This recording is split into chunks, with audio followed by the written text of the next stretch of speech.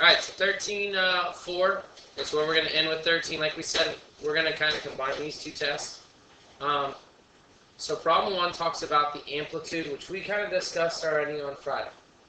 But if you look at this, this is some very key characteristics for the sine graph.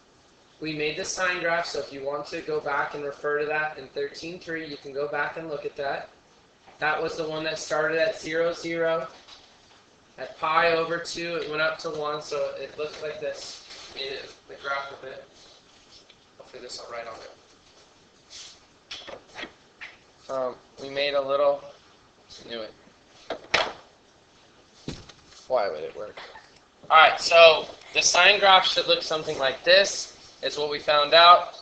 I'm going to make a real small graph of it right here. It was at 0, 0. Then at pi over 4. It went up to just about like 3/4, so 1, 2, 3, 4. It went right underneath here, and then pi over 2, it went all the way up to 1.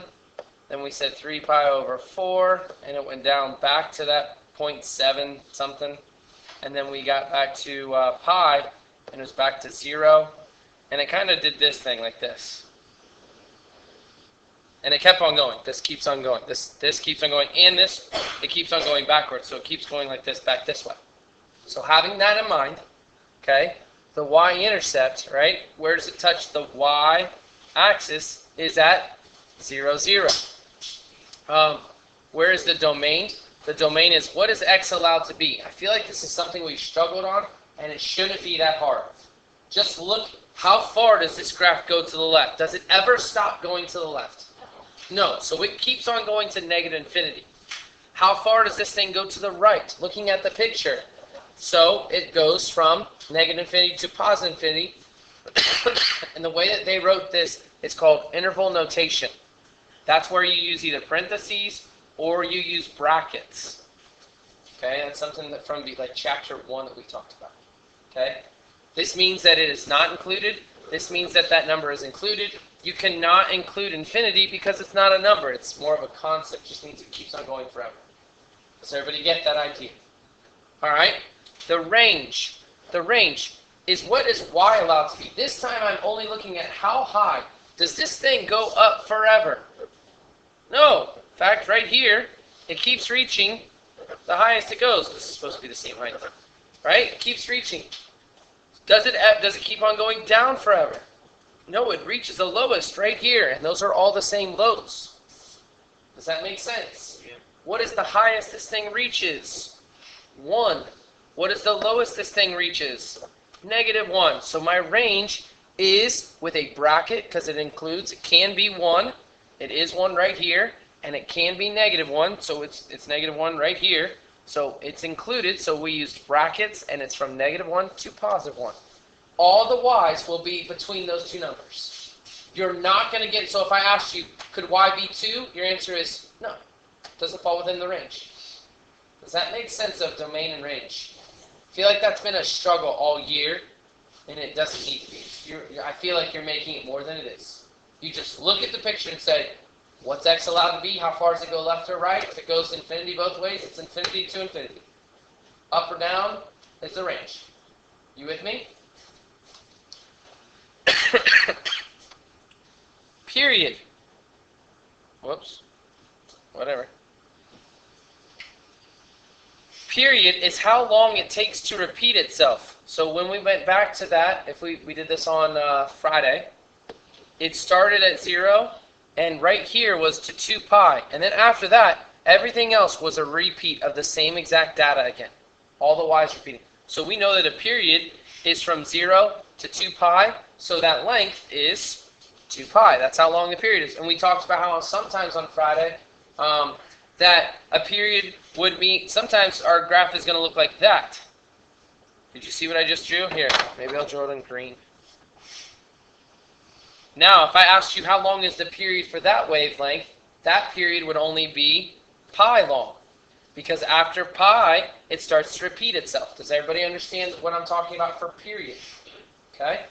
A minimum output is always y. So what's the smallest number that y can be? And you could go right to here, and the smallest number is going to be -1. What's the maximum output? Is going to be right there, which is the 1. You guys following me on this? And then you could look at the amplitude, which is how high. So we'll go back, draw that right to there. How high does this, the amplitude is from the top to the midline. Now, my midline is the actual x-axis. I'm here to tell you that's not always going to be the midline. Sometimes you're going to have a sine graph that's moved up off of 0, 0. We're going to talk about that today. But for today, my midline is the x-axis. And the amplitude is basically, can you see the little wave right here? The crest of it? How high from the midline to here? So what you can do is you know that the minimum and the maximum are going to be equal distance from this midline. Because these guys are like mirror images. So if I take my maximum, I add I see the difference from my maximum to my minimum. So that means I subtract, right? So it would be 1 minus a -1, which turns into, what does that turn to?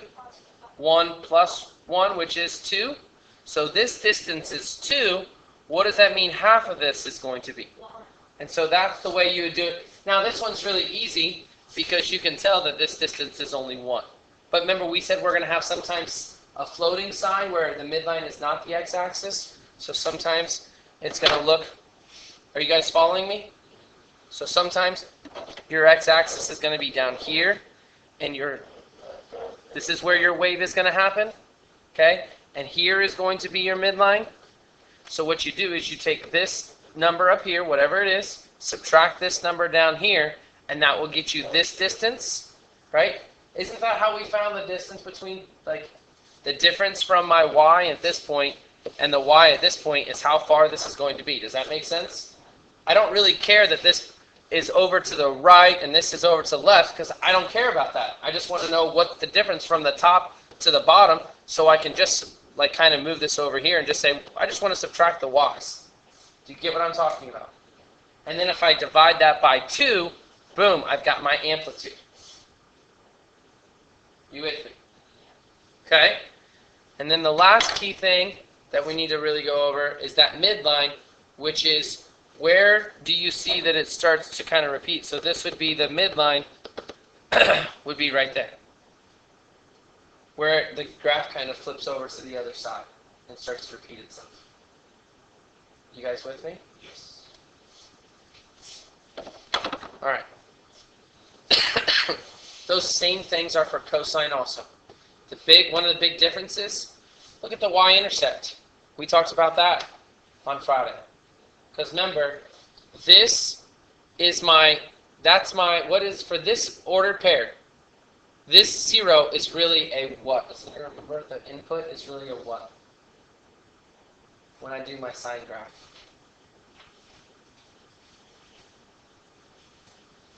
This x is really an angle. Remember theta? So this is really at 0 degrees, and this is my, what was sine? Psi was the y, right? So at 0 degrees, the y ordered for that part of the order pair was 0. Remember that? But for cosine of 0, still the same angle, the x was 1. So that's where those order pairs came from. You guys kind of remember what I was talking about here. And if I wanted to do tangent, I would have to do the y divided by x. So it'd be 0 divided by 1. So tangent also starts at 0, 0. You guys following me with this kind of stuff? All right.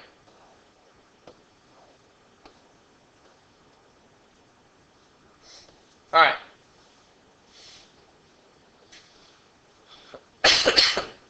Oh, sorry. Go back to here. I skipped something. This right here is very important. Do you remember us talking about this? This guy right there. This is in your books. Look at that. Do you guys remember what we've talked about? What does this do right here? Moves it left or right and the opposite way, I think. What does this do? moves it up or down the way I think. What does B do? It's a horizontal stretch or compression.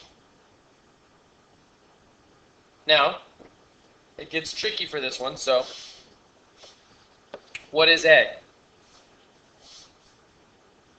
It's also a stretch or compression, but this time it's a vertical stretch or compression.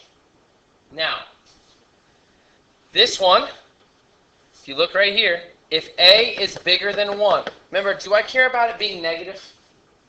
Negative is only going to make it do the flip. It's going to make it inverse. Remember that. So if the negative is in here, it's going to make it flip over the y. This is going to be over the x. Those kind of things that we talked about, yes? So what happens when A is just, don't worry about it being positive or negative. Just think about it being bigger than 1. It's going to be a what? Stretch or compression? It's a stretch. It's like you're going to, so if like this is this, it's going to be like I'm stretching it, like that. Okay, like I pulled this up, and I pulled that down. Okay? Does that make sense? Okay? Now, what's going to happen? So if this is A bigger than 1, it's going to be a stretch. If it's between 0 and 1, which means it's like a fraction, but remember, a fraction less than 1. Is this a fraction? Yes. Is it a compression? No. No, because 5/4 is bigger. That's actually a stretch. You following me? So don't just go, oops, it's a fraction. No. It's a fraction between 0 and 1. Right? Basically a number between 0 and 1. Then it's going to be a compression, which means it's going to be like you're pushing down on the tops, so they're going to flatten out more like that. Do you get what I'm showing you? Okay? Now, we've talked about the inside always being the opposite, the way I think. We said this guy right here moves it left or right in the opposite way I think, correct? Where is this B, which is a horizontal stretch or compression? Where is B located? Inside parentheses. So do you remember when A was bigger than 1, it was a stretch? So when B is bigger than 1, guess what it's going to be? A compression. Horizontal. Which means now, do you see how the pressure was coming from the top when it was a vertical one? The pressure is going to be coming from the side if it's a horizontal. Horizontal. You guys following me, at least kind of understanding what we're talking about here? Yeah. This applies back to everything that we've ever done. We have talked about this with quadratics. We've talked about it with cubics. We've talked about it with square roots. We've now talked about it with, I think we've talked about it with logs. We've talked about it with every kind of function. These rules you need to know. That's why I said at the beginning of the year, if you learn these with quadratics, it's going to be the same throughout. So maybe you didn't get it in quadratics. Hopefully now you're at least understanding. So if they ask you, they give you something and say, what does this do? So they like sine of theta plus 2. What can you write down? You know that that is going to be a vertical shift of 2. And that's all they're asking you for. So you know that the sine, like, here's my normal sine function. You with me? I'm just going to take every one of these points. Instead of being 0, 0, it's going to be 0, 1, 2. That's where this point is going to move up to. And this point right here is going to move up 2. And this point right here is going to move up 2. So my graph is going to look like this. It's going to be the same exact graph, just every point shifted up 2.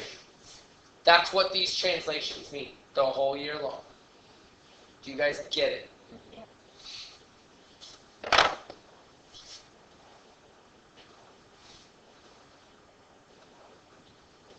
So it says, which characteristics of the transformation, and this is, so what is this right here?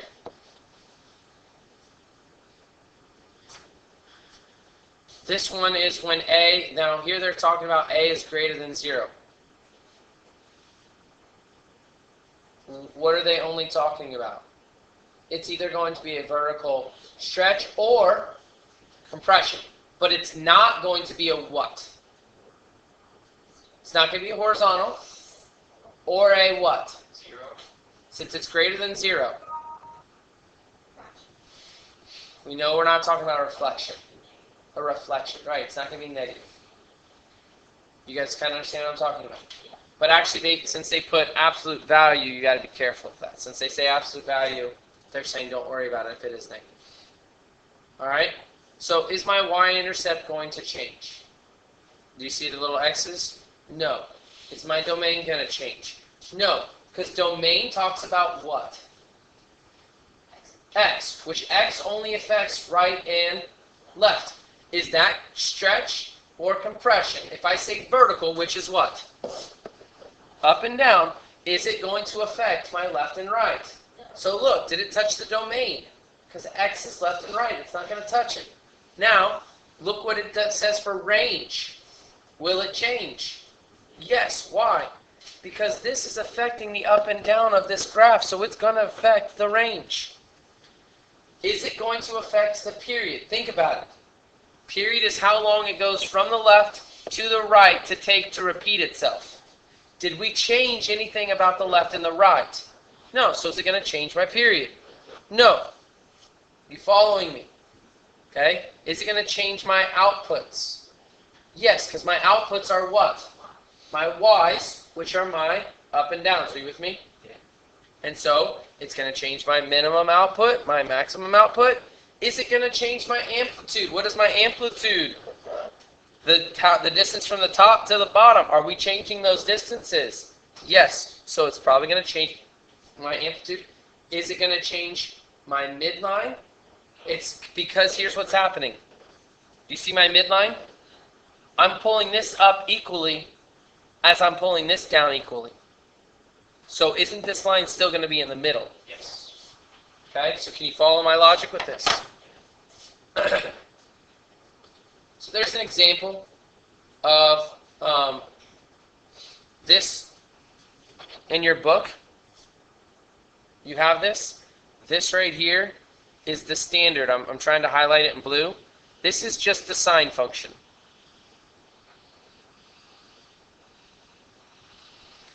Okay? This right here is 2. Notice what happened to the amplitude. It increased. Now it doubled, didn't it? Now what's my amplitude? How high from here to the midline? How far is that distance? By the way, if my midline is the x-axis, correct? Can I just count how from the top to the x-axis and that will be my amplitude? The only time I can't do that is if it's the midline is not the x-axis. Are you with me? Okay. Now, this one right here is a half. Notice what happened here.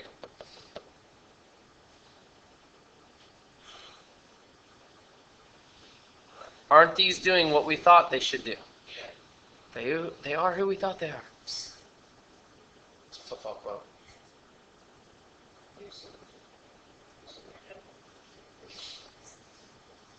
They are who we thought they were?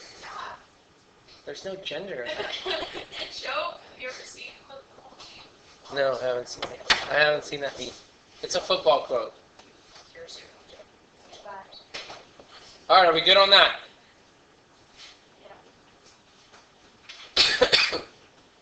All right, so here's some of the things. Here's some of the maximum values. Notice that it was 2 and -2. The maximum was half and a -1/2. Then you just take the maximum and subtract the minimum and take half of that because that's the amplitude, the distance from the top to the bottom, and then half of it. You guys following this kind of stuff? What happens if it's a 4th right here, okay? The max and the min. Now, notice what has not changed though. This is only a vertical stretch or compression that we've dealt with so far. You with me? Yes. we have not moved this, like shifted it. Now this is that one where we talked about B. B is a horizontal stretch or compression. And as soon as I say horizontal, notice both verticals are the way you think. Stretches or shifts. You guys understand what I'm talking about?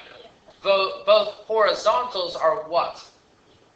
Opposite way you think. There's another way that you can help remember it for yourself.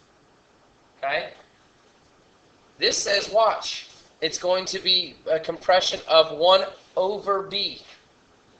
1 over B. So what happens if this is 5x minus, we'll just leave it like that. What is this going to do? It's going to be 1 over 5 is going to be, and so what is this? It's not a stretch, it's a what? Compression. Whereas if I had 1/2 x, that becomes 1 over 1/2. Do we like to divide by fractions? So we make this 1 times 2 over 1, which turns into a 2. So what did this turn into? A stretch. Do you see what I'm talking about?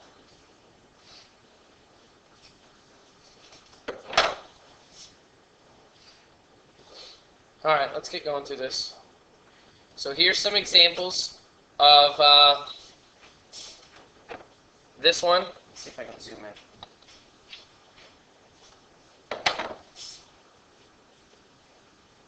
So right here, in the black, is just the original cosine. Okay? In the black is just the original cosine. The dotted one is going to be 1/2 cosine. Notice, look at the period of this one. Watch how long, look at this guy.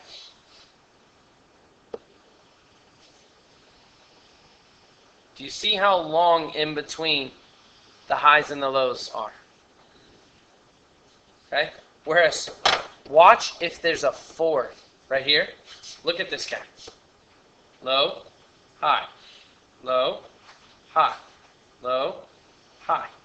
Do you see the difference between this? Do you guys see what I'm talking about? Some of your life might be like this. Highs and lows, highs and lows.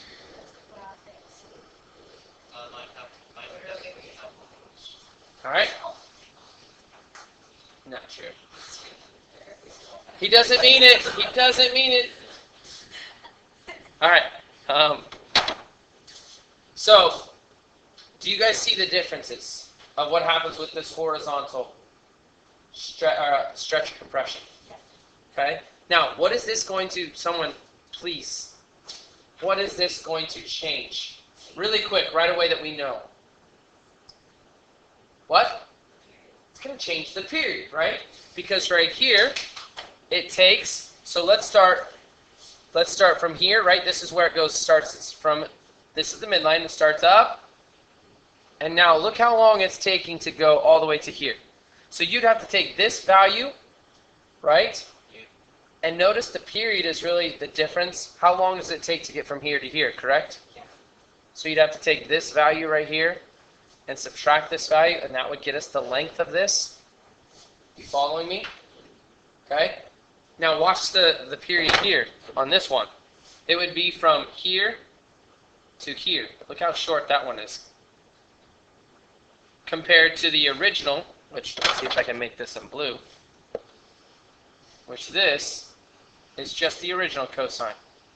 Notice, what hasn't changed? What has not changed? The minimum or the maximums. Because the horizontal is not going to touch any of the y variables. You guys with me on this? Yeah. The only thing it's touching is the x. So there's that chart down here. I think. Anyways. Whatever. I think we got it. So it talks about it changing the period here. And this is how you can find the if you look at this, a normal period is 2 pi for sine, correct? Well, what happened when this was a 2? Notice the period became only pi, or half of what the normal was. Now look at this one. When this is a half, now how long is the period? So it's like you're taking the period, which was 2 pi, and dividing it by whatever number's in there, right? Divide it by 2, and what do you get? Pi. Whereas you take 2 pi, which is the normal period, and divide it by what? A half. Do we like to divide by fractions? So it becomes 2 pi over 1 times 2 over 1, which turns into 4 pi. Do you guys see where this is coming from? So there's our, if you want to know the period, you can take it, 2 pi, which is the normal one, and divide it by the absolute value.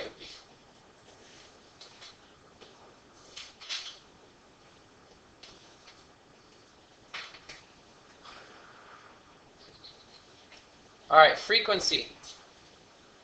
Frequency of periodic function is the reciprocal of the period, and the number of repetitions of the graph of period functions per unit. So notice, when you wanted the frequency, all you had to do is, you see the period function? The way that we find the period was what? 2 pi over b. To find the frequency, all you had to do is take b and divide it by 2 pi.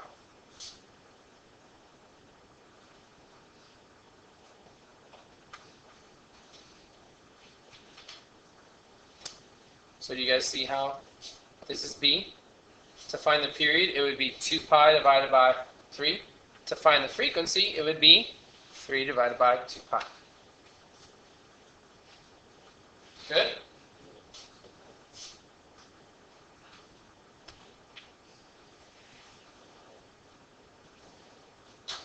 All right, and then it goes through, and this will be the last thing we kind of talk about, as it talks about a phase shift.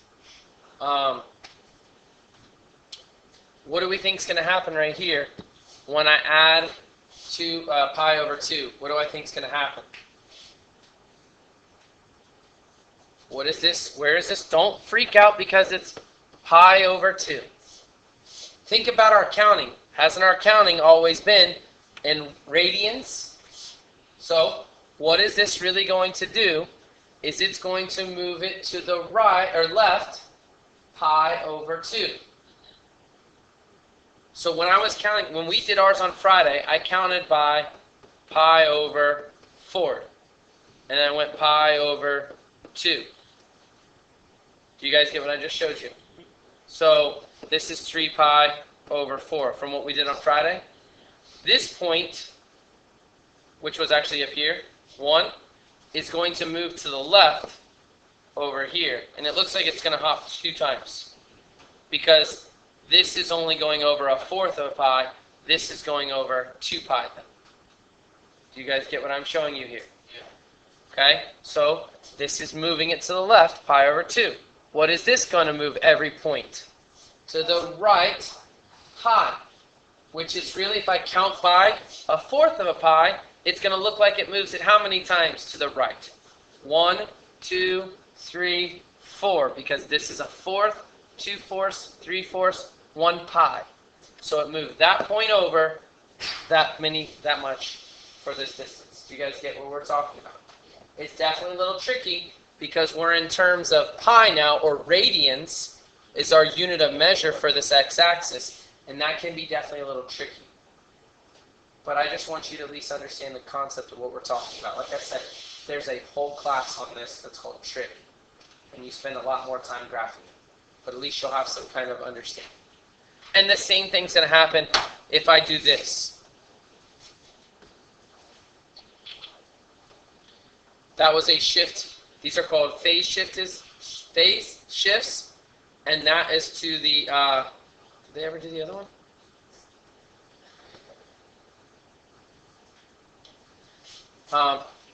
Doesn't look like they do the other one. This one is moving it right and left. We also know that we can move it what? Up and down. It looks like they're not going to have you do that in this. We're just talking about left and right. I think they're trying to keep the midline at the x-axis for you guys. Does everybody understand?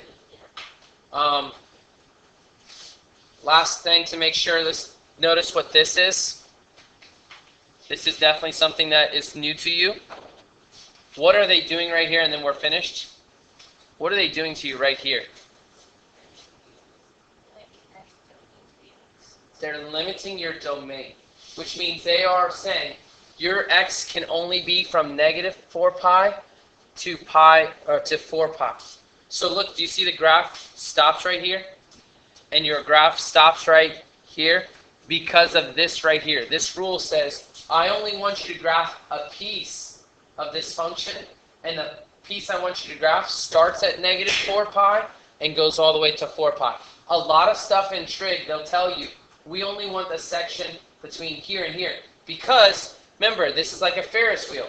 You could keep rotating around this forever, right? But the same the same outputs are going to keep happening over and over. It's going to be, this way that keeps happening. So they just want it from here to here. Sometimes it might be from 0 to 2 pi. Sometimes it might be from negative pi over 2 to pi over 2. That they tell you you're limiting, but those are going to be where your starting x is, or your starting input is, and where your final output is.